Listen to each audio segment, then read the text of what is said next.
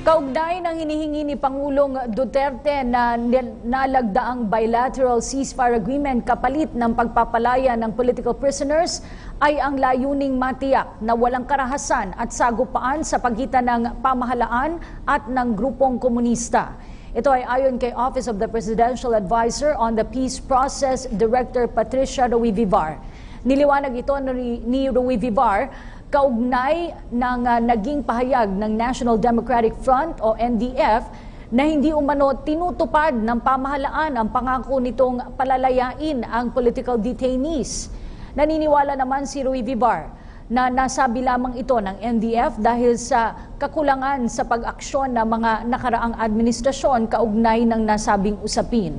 Nanawagan naman si Ruivivar sa grupo ng mga komunista na panatilihin ang tiwala kay Pangulong Duterte at tiyak namang tutuparin nito ang kanyang pangakong palalayain ang political prisoners.